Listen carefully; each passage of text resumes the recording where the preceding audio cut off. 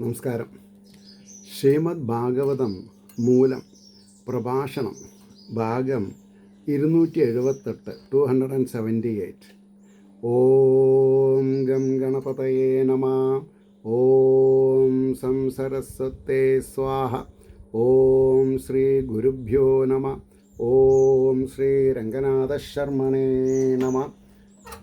നാരായണ നാരായണ നാരായണ നാരായണ നാരായണ നാരായണ നാരായണ നാരായണ നാരായണ നാരായണ നാരായണ നാരായണ നാരായണ. ഓം ശ്രീകൃഷ്ണാർപ്പണമസ്തു. ഓം ശ്രീകൃഷ്ണായ പരമാത്മനേ നമ. ഓം ശ്രീകൃഷ്ണായ പരബ്രഹ്മണേ നമ. ഹരേ രാമ രാമ രാമ ഹരേ ഹരേ. ഹരേ കൃഷ്ണ കൃഷ്ണ കൃഷ്ണ ഹരേ ഹരേ. ഓം ശ്രീ രുക്മിണീ സത്യഭാമ സമേത ശ്രീ ഗോപാലകൃഷ്ണസ്വാമിനേ നമഃ. ശ്രീമദ് ഭാഗവതം തൃതീയ സ്കന്ധം 9-ാം അധ്യായം ശ്ലോകം 3. അതപരം പരമയൽ ഭവതസ്വരൂപം ആനന്ദമാത്രമവികൽപമവിദ്ധവർച്ച പശ്യാമി വിശ്വസൃജമേകമവിശ്വമാത്മൻ വിശ്വം ആത്മൻ ബോധേന്ദ്രിയാത്മകം അധസ്ഥ ഉപാസിതോസ്മി. ഇതാണ് ശ്ലോകം. അതിൻ്റെ വാക്കാർത്ഥം വരുമ്പോൾ സർവോത്കൃഷ്ട ആനന്ദം മാത്രമായും വികല്പമില്ലാത്തതും, അതായത് ഇളക്കമില്ലാത്തതും എന്നുള്ള അർത്ഥം വരും. മറയ്ക്കപ്പെടാത്ത ചൈതന്യത്തോടു കൂടിയതുമായ അങ്ങയുടെ സ്വരൂപം യാതൊന്നോ ഇതിൽ നിന്നും ഈതേയായിട്ട് ഞാൻ കാണുന്നില്ല.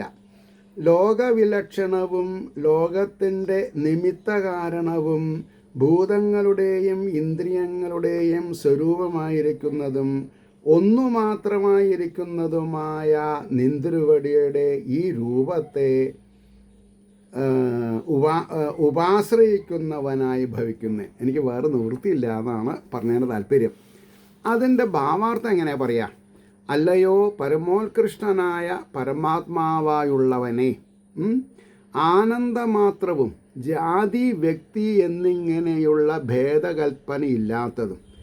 അപ്പോൾ ജാതി വ്യക്തി എന്നിങ്ങനെയുള്ള ഭേദകൽപ്പനയില്ലെങ്കിൽ പിന്നെ നമ്മൾ എന്തിനാ നമ്പൂതിരിപ്പാട്, ഭട്ടതിരി, കിരിയത്തല നായർ, വട്ടേക്കാടൻ നായർ, ഇങ്ങനെ പലതരത്തിലും അതിപ്പോൾ എല്ലാ സമൂഹത്തിലും ഒരു 100 വിഭജനം എന്തിനാ? ആരാ അതുണ്ടാക്കിയത്? ഭഗവാൻ ഇതൊന്നുമില്ല എന്ന് പറയണു. അപ്പോൾ അമ്പലത്തിൽ വരുന്നവരൊക്കെ ഒരേപോലെ ആവണ്ടേ? ചിലവർക്ക് മാത്രം അകത്ത് ഭക്ഷണം, ചിലവർക്ക് പുറത്ത് ഭക്ഷണം. ഈശ്വരനില്ലാത്ത മഹത്വം എന്തിനാണ് ആൾക്കാർക്ക് ഉണ്ടാക്കുന്നത്? വിദ്യാഭ്യാസമുള്ളവരില്ലാത്തവരാണെങ്കിലും വിദ്യാഭ്യാസമുള്ളവർ വിദ്യാഭ്യാസമില്ലാത്തവരുടെ താല്പര്യം പരിരക്ഷിക്കണം എന്നല്ലേ ആപ്തവാക്യങ്ങൾ പറയണത്? അതെന്താ മനസ്സിലാക്കാത്തത്? അപ്പോൾ മറവിൽ അകപ്പെടാത്ത ചൈതന്യത്തോടു കൂടിയതുമായ നിന്തിരുവടിയുടെ ഈ രൂപത്തിൽ നിന്നും മീതെയുള്ള ഒന്നിനെ ഞാൻ കാണുന്നില്ല. അതായത് എല്ലാറ്റിനും മീതെ ഈശ്വരനാണ്, ഈശ്വരന് മീതെ ഒന്നുമില്ല. അങ്ങനെ വരുമ്പോൾ ഗുരുവായൂരിൽ ചീഫ് പ്രീസ്റ്റായിട്ടിരിക്കുന്ന ആൾ പൂർണ്ണകുംഭം കൊടുത്തിട്ട് വേറൊരു ഡിഗ്നിറ്ററീനെ റിസീവ് ചെയ്യേണ്ട ആവശ്യമില്ല. ഉണ്ടോ? ഈശ്വരനെ കാണാൻ വരുന്നവരെല്ലാവരും ക്യൂരിഡ് വന്നാൽ പോരെ? ചിലവർക്ക് മാത്രം പൂർണ്ണകുംഭം. എന്താ അത്? എനിക്ക് മനസ്സിലാവാനില്ല ചോദിക്കാം. നിങ്ങൾക്ക് മനസ്സിലായി, നിങ്ങൾക്ക് നന്ന്, അത്രയേ ഉള്ളൂ. എനിക്ക് മനസ്സിലായി. കാശാണ്. അല്ലെങ്കിൽ ഇപ്പോൾ അദാനീനൊക്കെ സ്വീകരിക്കാൻ എല്ലാവരും ഇറങ്ങി വരുന്നുണ്ടല്ലോ. അല്ല, അദാനീനല്ല, അംബാനീനെ ഇഷ്ടം. അപ്പോൾ പറയണു, ഈ രൂപത്തിൽ നിന്നും മീതെയുള്ള ഒന്നിനെ ഞാൻ കാണുന്നില്ല എന്ന് പറഞ്ഞു. അതുകൊണ്ട് വിശ്വവിലക്ഷണവും വിശ്വത്തിൻ്റെ നിമിത്ത കാരണവും ഭൂതങ്ങളുടെയും ഇന്ദ്രിയങ്ങളുടെയും സ്വരൂപഭൂതവുമായ ഉപദാന കാരണവുമായ ഈ രൂപത്തെ ഞാൻ ആശ്രയിക്കുന്നു. ഈ വിധം എല്ലാമായി ഭവിച്ചതിന് അങ്ങയുടെ ഇച്ഛാശക്തി തന്നെ കാരണമെന്ന് കാണിപ്പാനാണ് പരമ എന്ന സംബോധനം. ഉത്കൃഷ്ടമായ ഇച്ഛാശക്തി ആർക്കുണ്ടോ അവൻ പരമൻ. അത് നമുക്കുണ്ടെങ്കിൽ നമ്മളും പരമനായി, അത്രയേ ഉള്ളൂ.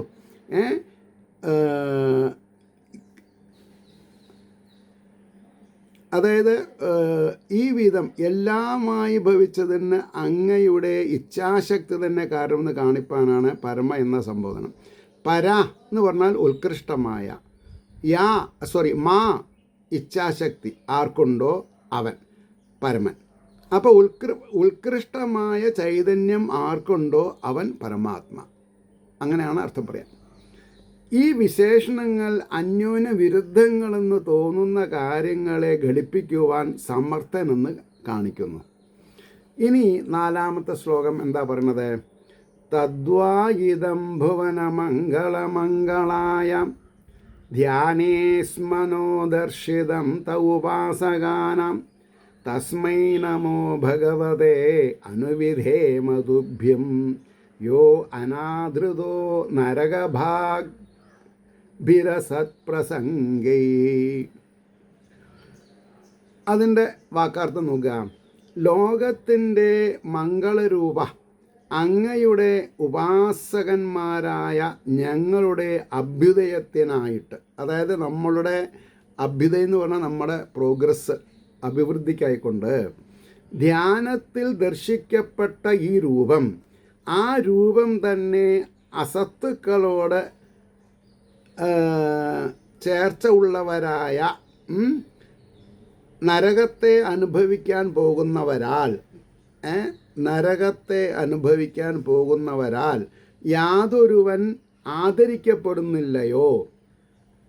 ജ്ഞാനപരിപൂർണനായ അങ്ങയ്ക്കായിക്കൊണ്ട് നിരന്തരം നമസ്കാരം ചെയ്യുന്ന, എപ്പോഴെങ്കിലും ഒരു ദിവസം നമസ്കരിച്ചാൽ പോരാ, നിരന്തരം നമസ്കാരം ചെയ്യണം ഭഗവാന്, എന്നാൽ മാത്രമേ ഈശ്വരീയത നിലനിൽക്കുള്ളൂ.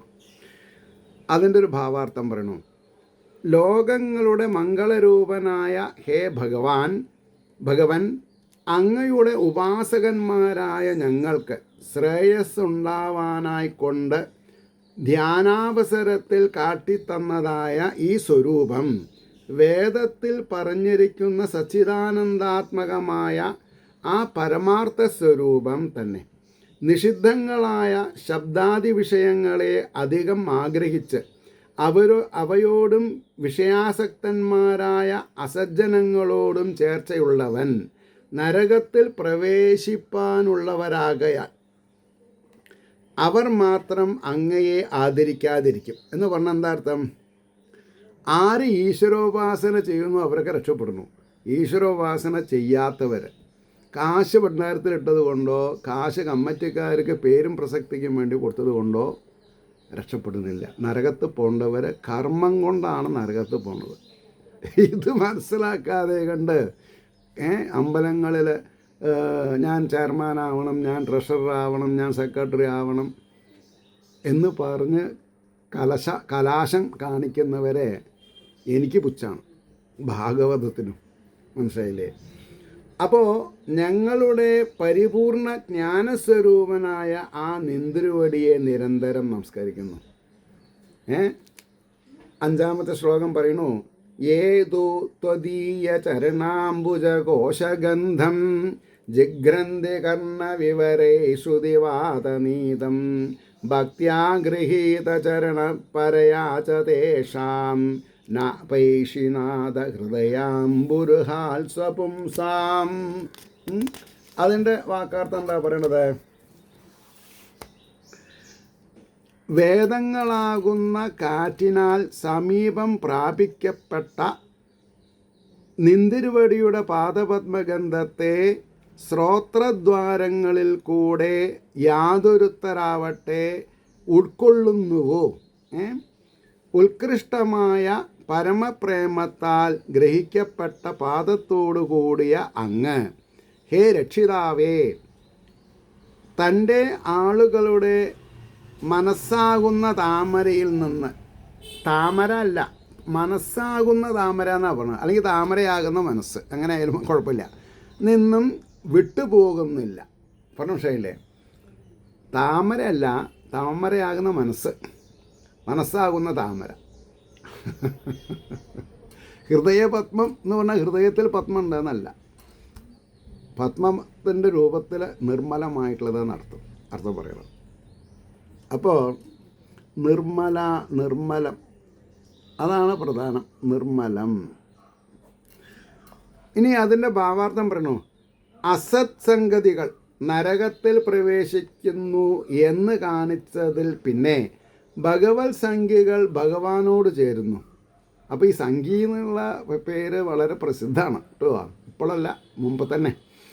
സംഖ്യ എന്ന് പറഞ്ഞാൽ ഈശ്വര വിശ്വാസികൾ അതറിഞ്ഞാൽ കുറേ ആൾക്കാർ കൂടി ഇതിലേക്ക് വരും, അതാണ്. അപ്പോൾ അവർ കൃതാർത്ഥന്മാരാകുന്നുവെന്നതിനെ പറയുന്നു. ഹേ നാഥ, വേദമാകുന്ന വായുവിനാൽ സമീപം പ്രാപിക്കപ്പെടുന്ന നിന്തിരുവടിയുടെ പാദപത്മഗന്ധ വിശേഷത്തെ വളരെ കാവ്യരൂപത്തിലാണ് പറഞ്ഞത്. ശ്രോത്രദ്വാരങ്ങളിൽ കൂടെ ഉൾക്കൊള്ളുന്നവൻ പരമഭക്തി നിമിത്തം ആ പാദത്തെ ഒരു കാലത്തും മറക്കുന്നില്ല.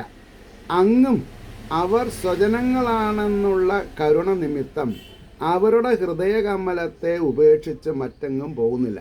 ഭഗവാൻ നല്ല ആൾക്കാരുടെ ഹൃദയത്തിൽ നിന്ന് പോകുന്നില്ല എന്നാണ് പറയാൻ താല്പര്യം. നല്ല ആൾക്കാരെ എന്ന് പറഞ്ഞാൽ സജ്ജനങ്ങൾ എന്നർത്ഥം. അതാണ് സജ്ജനങ്ങൾ. ബോധമില്ലാണ്ട് കിടക്കുകയാണെങ്കിലും ബുദ്ധിയുള്ളവരെ അവരെ പോയി കാല് തൊട്ട് തലയിൽ വയ്ക്കും. അതാരാ അറിയണത്? ആ വ്യക്തി അറിയണില്ലെങ്കിലും ആ വ്യക്തിയുടെ ഉള്ളിലുള്ള ചൈതന്യം അറിയും, ആര് കാല് തൊട്ട് തലയിൽ വെച്ചു ഇല്ല എന്നുള്ളത്. അപ്പോൾ ഹൃദയകമലത്തെ ഉപേക്ഷിച്ച് മറ്റെങ്ങും പോകുന്നതുമില്ല. പരമകൃപാലുവും ഭക്തപരിപാലകനുമായ അങ്ങ്, പരമകൃപാലുവും ഭക്തപരിപാലകനുമായ അങ്ങക്ക് ഇത് തന്നെ ഉചിതം, സമുചിതം എന്നാണ് പറഞ്ഞത്. ഇനി 6ാമത്തെ ശ്ലോകം പറയണു. താവൽ ഭയം ദ്രവിണഗേഹ സുഹൃന്നിമിത്തം ശോകസ്പൃഹാ പരിഭവോ വിപുലശ്ചലോഭ താവന്മമേത്യ സദവഗ്രഹ ആർത്തിമൂലം യാവന്നതേ അംഘ്രിമഭയം പ്രവൃണീതലോകാം. ലോകം ഭയരഹിതമായ അങ്ങയുടെ പാദമൂലത്തെ ഏതുവരെ ശരണം പ്രാപിക്കാതിരിക്കുമോ അതുവരെ, അതായത് ഏതൊരാൾ ഭഗവാന്റെ തിരുപാദ പത്മങ്ങൾ നമസ്കരിക്കാണ്ടിരിക്കുന്നുണ്ട് അതുവരെ നരകത്തിലാണ്, അത് കഴിഞ്ഞ സ്വർഗത്തിലേക്ക് എന്നർത്ഥം, അല്ലെങ്കിൽ നേരായ വഴിയിലേക്ക് പോകണമെന്നർത്ഥം. അപ്പോൾ ദുഃഖകരണമായ എൻ്റേതെന്നുള്ള അസത്തായ കാരണമായ എൻ്റേതെന്നുള്ള അസത്തായ അഭിമാനം എന്നാ. ദുഃഖത്തിന് ഹേതുന്താ? എൻ്റേത് എന്നുള്ളത് മമതയാണെന്ന് അർത്ഥം. ആ മമത മാറിക്കിട്ടണം. എൻ്റേതെന്നുള്ള, അതിനാണ് മമത. അപ്പോൾ എൻ്റേതെന്നുള്ള അസത്തായ അഭിമാനം, അധികരിച്ച ലോഭം, അവമാനം, കാംക്ഷ, ധനം, ഗൃഹം, സുഹൃത്തുക്കൾ നിമിത്തമുണ്ടാകുന്ന, ധനം കൊണ്ടും വീട്, സുഹൃത്തുക്കൾ നിമിത്തമുണ്ടാകുന്ന ദുഃഖം, പേടി എന്നൊക്കെ പറഞ്ഞ് നിർത്തി. അപ്പോൾ നമുക്ക് മനസ്സിലാവില്ല അങ്ങനെ പറഞ്ഞാൽ. ഇനി അതിൻ്റെ ഭാവാർത്ഥം പറയുമ്പോൾ നമുക്ക് മനസ്സിലാവും. ആവിധം ഭജിക്കുന്നത് കൊണ്ടുള്ള ഫലം എന്തെന്ന് കാണിക്കുന്നു. ലോകത്തിൽ കാണപ്പെടുന്ന പ്രാണികൾ ഏതു കാലം വരെ സർവഭയങ്ങളെയും നശിപ്പിക്കുന്നതിന് സമർത്ഥമായ നിന്തിരുവടിയുടെ പാദമൂലത്തെ സർവാത്മന ശരണം പ്രാപിക്കാതിരിക്കുന്നുവോ, മറ്റുള്ളവരുടെ പ്രേരണ കൊണ്ടല്ല, അല്ലാതെ തന്നെ അതുകൊണ്ടാണ് പറഞ്ഞത് പ്രാപിക്കാതിരിക്കുന്നുവോ, അത്ര കാലവും അവർക്ക് ധനം, വീട്, പുത്ര, ഭാര്യാദികളായ സുഹൃത്തുക്കൾ ഇവരെക്കുറിച്ച് ദുഃഖം, ആഗ്രഹം, അവമാനം, മേൽക്കുമേൽ ദുഃഖം 1, ആഗ്രഹം 2, അവമാനം, മേൽക്കുമേൽ അധികരിച്ചു വരുന്നതായ ലോഭം എന്നീ വൃത്തികൾ നിമിത്തമുണ്ടാകുന്ന ഭയം, നശ്വരമായ നശിച്ചുകൊണ്ടിരിക്കുന്ന ദേഹാദികളെക്കുറിച്ച് എൻ്റേതെന്ന് ബലപ്പെട്ടു വരുന്ന അഭിനിവേശം, അത് നിമിത്തമുണ്ടാകുന്ന പരമദുഃഖം എന്നിവ ഉണ്ടായിക്കൊണ്ടിരിക്കും. ഇത്രയും കാര്യങ്ങൾ പറയണ്ടായി. ദൈവേന തേ ഹതധിയോ ഭവത പ്രസംഗാൽ സർവാം ശുഭോവ ശമനാദ് വിമുഖേന്ദ്രിയായേ കുറുവന്തി കാമസുകലേശലവായ ദീന ലോഭാഭിഭൂത മനസോ അകുശലാനി ശശ്വത്. അതായത് സർവങ്ങളായ അശുഭങ്ങളെ നശിപ്പിക്കുന്നതായ അങ്ങയോടുള്ള പ്രകൃഷ്ടമായ സംസർഗത്തിൽ നിന്ന് വിമുഖങ്ങളായ ഇന്ദ്രിയങ്ങളോട് കൂടിയവർ യാതൊരുത്തരോ അവർ പ്രാരബ്ധമായിരിക്കുന്ന ബലവത്തായ ദുരദൃഷ്ടത്താൽ ആവശ്യമില്ലാത്തത് ഹനിക്കപ്പെട്ടിരിക്കുന്ന ബുദ്ധിയോട് കൂടിയവരാകുന്നു. കാമസുഖലേശലവായ എന്ന് പറഞ്ഞാൽ കാമസുഖങ്ങളുടെ ലേശത്തോടു കൂടി, അതായത് ഒരിത്തിരി ഉണ്ടായാൽ മതിയെന്നാ കേടേ. കുറച്ച് തൈരുണ്ടെങ്കിൽ പാല് മുഴുവൻ തൈരായി കിട്ടും ഇല്ലേ? അതന്നെ. അപ്പോൾ പിന്നെ കാമസുഖങ്ങളുടെ ലേശത്തിന് വേണ്ടിയിട്ട് ദുഃഖിതന്മാരും അതിതൃഷ്ണയാൽ വിവേകമില്ലാതെ, അതായത് തൃഷ്ണ കൂടി എന്താ ഉണ്ടാവുക? വിവേകം നഷ്ടം വരും, അറിവ് നഷ്ടം വരും. വിവേകമില്ലാതെ ആയിരിക്കുന്ന മനസ്സോടുകൂടിയവരുമായിട്ട് എപ്പോഴും പാപങ്ങളെ ചെയ്യുന്നു. സദാ പാപങ്ങളെ ചെയ്യാം. അതിൻ്റെ ഭാവാർത്ഥം ശ്രദ്ധിക്കുക. ഭഗവത് ഭക്തിയുള്ളവരുടെ ജന്മം സഫലമെന്നുറപ്പിച്ചതിൽ പിന്നെ ഭക്തിഹീനന്മാരുടെ ശോച്യാവസ്ഥയെ അല്പം വിവരിക്കുന്നു. ഭഗവത് ഭക്തിയുള്ള ജന്മം സഫലമെന്നത് പിന്നെ ഭക്തിഹീനന്മാരുടെ ശോച്യാവസ്ഥ എന്ന് പറഞ്ഞാൽ ദുഃഖകരമായിട്ടുള്ള അവസ്ഥ. നിന്തിരുവടിയുടെ ചരിതങ്ങളെ കേൾക്കുക, കീർത്തിക്കുക, ഭക്തജനങ്ങളോട് ചേർന്നിരിക്കുക, അവരെ ആദരിക്കുക എന്നീ വൃത്തികൾ നിമിത്തം നിന്തിരുവടിയോടുകൂടെ തന്നെ ചേർന്നിരിക്കുക എന്ന സൽക്കർമ്മത്തിൽ പ്രവേശിക്കാതെയിരിക്കുന്ന ശ്രോത്രാദികളായ ഇന്ദ്രിയങ്ങളോടുകൂടിയവരെല്ലാം തന്നെ തൽക്കാലത്തിൽ തുച്ഛസുഖങ്ങളെ ജനിപ്പിക്കുന്ന ശബ്ദാദി വിഷയങ്ങളിൽ നിന്ന് കിട്ടുന്ന സുഖലേശത്തിനു വേണ്ടി നിരന്തരം ദുഃഖിക്കുന്നവരും പാപകർമ്മങ്ങളെ ചെയ്യുന്നവരുമാകുന്നു. കഷ്ടം എന്നാണ് പറഞ്ഞത്. എന്നിട്ടോ ഇവർ ജന്മാന്തര ദുരിതകർമ്മ ഫലത്തിന് അധീനന്മാരായതുകൊണ്ട് അവരുടെ ബുദ്ധി സുഖാഭാസത്തിൽ പരിഭ്രമിക്കുന്നു. സുഖം എന്നുള്ള ആഭാസം ശരിയല്ലാത്തത് പരിഭ്രമിക്കുന്നു. വിവേകശൂന്യന്മാരായിട്ട് കീഴ്ഗതിയെ പ്രാപിക്കേണ്ടി വരുന്നു എന്നാണ് പറഞ്ഞതിൻ്റെ താല്പര്യം. ക്ഷുത്രിധാതുഭിരമാമുഹുരദ്യമാനാം ശീതോഷ്ണവാദവർഷൈരിതരേതരാശ്ച കാമാഗ്നിനാച്യുതരുഷാശ്ച സുദുർഭരേണ സംപശ്യതോ മനഗുരുക്രമസീതതേ മേ. എന്താ എടുത്ത പൊന്താത്ത ഒരു ശ്ലോകമാണത്. വിശപ്പ്, ദാഹം, വാദം, പിത്തം, കഫങ്ങൾ ദുഃഖിപ്പിക്കപ്പെടുന്നവർ, തണുപ്പ്, ചൂട്, കാറ്റ്, മഴ, അന്യോന്യം ആശയാകുന്ന തീയെ, നശിക്കാത്തതായ കോപം, വഹിക്കവയ്യാത്തത് കാണുന്ന എൻ്റെ മനസ്സ് തളരുന്നു. മനസ്സ് തളരാൻ വേറൊന്നും വേണ്ട. ഇതിൻ്റെ ഭാവാർത്ഥം പറഞ്ഞ ഓടുക ആൾക്കാർ. എന്താ അത്? തൻ്റെ സൃഷ്ടിവർഗങ്ങളുടെ ദുഃഖം കാണുമ്പോഴുണ്ടാകുന്ന സന്താപത്തെ ബ്രഹ്മദേവൻ അഭിനയിച്ചു പറയുന്നു. ബ്രഹ്മാവ് സൃഷ്ടിക്കുന്നവരിലെ നല്ലവരുണ്ട്, ചീത്തവരുണ്ട്. പാപികളുടെ ബുദ്ധിമുട്ട് കാണുമ്പോൾ വേണ്ടിയിരുന്നില്ല ഇങ്ങനത്തെ ഒരു ദൃഷ്ടിന്ന് സൃഷ്ടികർത്താവായ ബ്രഹ്മാവിന് തോന്നിയെന്നാണ് പറഞ്ഞത്. തൻ്റെ സൃഷ്ടിവർഗങ്ങളുടെ ദുഃഖം കാണുമ്പോഴുണ്ടാകുന്ന സന്താപത്തെ ബ്രഹ്മദേവൻ അഭിനയിച്ചു പറയുന്നു.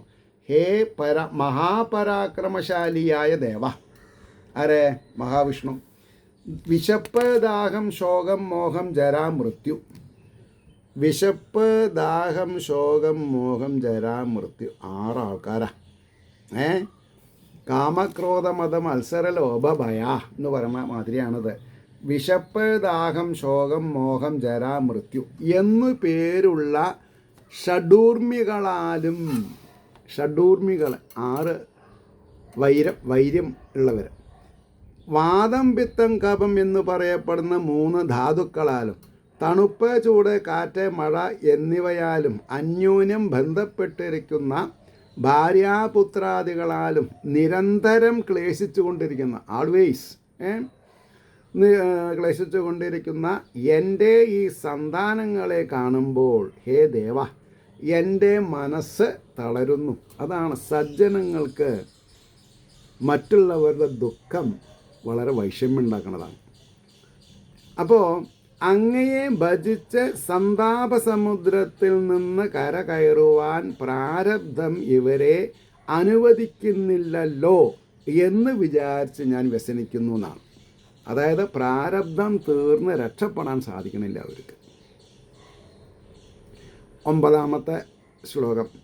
യാവൽ പൃഥക്ത്വമിതമാത്മന ഇന്ദ്രിയാർത്ഥം മായാബലം ഭഗവതോ ജന ഈശ പശ്യേത് താവന്ന സംസൃതിരസോ പ്രതിസംക്രമേതാം വ്യർത്ഥാഭി ദുഃഖനിവഹം വഹതി ക്രിയാർത്ഥാം.